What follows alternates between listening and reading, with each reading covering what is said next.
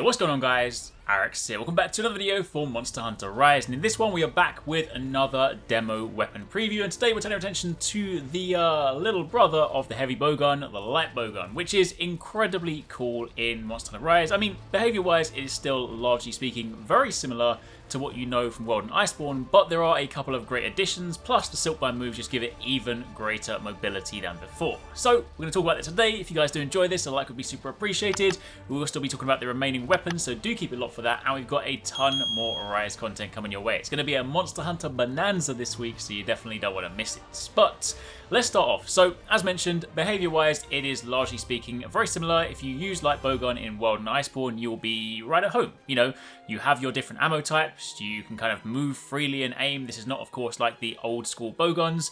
You can still, very kind of third person style, run around, shoot, aim, that kind of stuff. Obviously off the back of your shots. You have the nice ability to sidestep with the bowgun, plus of course if you do that twice, you go into that little slide.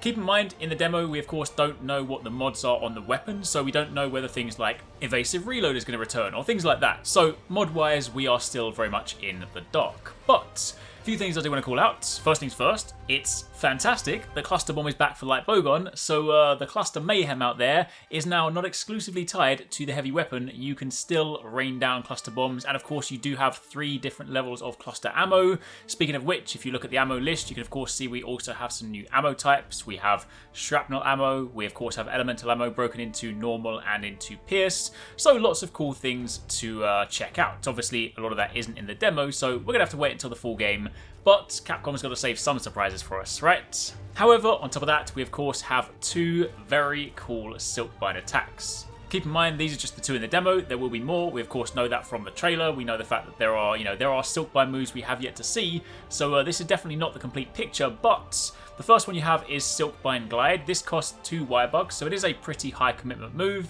This will see you surge forward at lightning fast speed, and then when you press ZR at the end of it, you unleash a powerful close range attack, which does also do slashing damage, so you can use it to cut tails and things like that. However, this is useful both from an evasive point of view, because you can use it to pull yourself towards a monster, potentially avoiding some incoming attacks. Plus, it also just allows you to close the gap. So if you were to switch to, say, a close range ammo type, spread shot or that new shrapnel ammo, then you're going to know that your effective range is going to be much closer. So you could use this kind of in a combo fashion, pull yourself in, do a big attack, and then follow up into some spread shot kind of playstyle. However, what's really cool is the Fanning Volt. This definitely reminds me of Aerial Light Bowgun from Generations Ultimate, and this one actually has quite a few uses. So you press R and A, obviously keep in mind for bowguns and bows, your wire bug button has moved to R, so it's a little bit of mental reprogramming, but basically this vaults you forwards and upwards, and when you're in the air, you have 3 different options. You can either press ZR just to fire your currently equipped ammo. Keep in mind, if you don't hold down ZL, then you'll just fire in front of you, but if you hold down ZL and you use the right analog stick, you can actually aim where you want to fire. So you can use this to shoot directly downwards, you could use it to shoot, I don't know, a monster up in the sky. Either way, you can fire whatever ammo you have. This is also very useful because if you happen to have a very slow firing ammo, something like the cluster bomb, you can actually fire it incredibly fast now that you've got this. So you can basically completely remove the sort of firing arc from before. Alternatively, in the air you can press X to reload, or, and this is incredibly exciting, you can press A to fire your Wyvern Blast. Of course, Wyvern Blast is back in this, so you still have your 3 Light Bowgun mines, but this one allows you to fire it directly downwards. And what's new about Wyvern Blast as well in Rise is that it can actually stick to monsters. So, jump over the back of a Rathian, on top of a Mizutsune, on top of any monster, fire it downwards, your Wyvern Mine can now stick on the monster, which of course then means if you then use something like a pierce shot, a cluster shot, or just in general fire onto it, you can then get some additional damage. Because, up until now, we've normally used them more so to set traps, and then you just generally fire in that vicinity, but knowing you can stick it to the monster is now incredibly exciting. So that is awesome. So, for the purposes of the demo, that is effectively your look at the Light Bowgun. Those are the kind of most noteworthy changes, additions, things like that. Of course, keep in mind there was that move in the trailer that looks kind of like the Tokyo Drift one, where you just slide around the monster. That one we didn't get to test out in the demo, but regardless, it is still very fun. So if you enjoy your bowguns, lots of cool things to mess around with. But for the time being, I'm going to leave you with a little bit of gameplay against Mizu, and keep it locked, because we'll be speaking about more weapons later on this week. Bye-bye!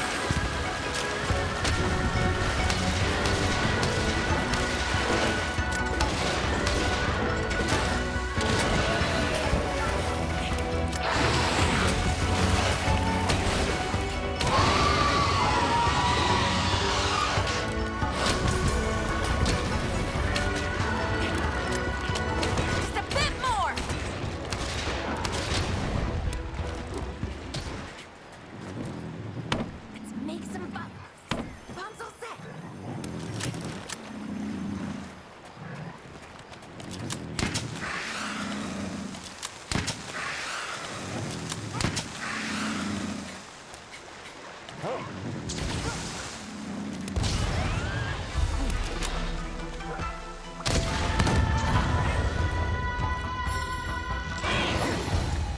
listen to me now! Amazing!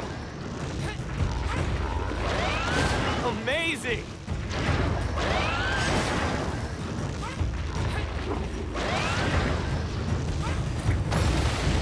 Okay, that's enough.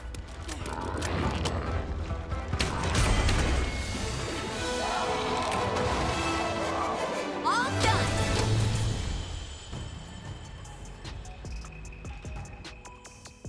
If you want to catch more from us at Arekkz Gaming, don't forget you can catch the guys 269, Paradise Central and Investmore streaming over on Twitch weekdays, playing a variety of games. If you guys want to jump in, tune in, watch and even join in, then make sure you check them out. The links to those are in the description box down below, and of course you can join the Discord to get involved in all of the discussions.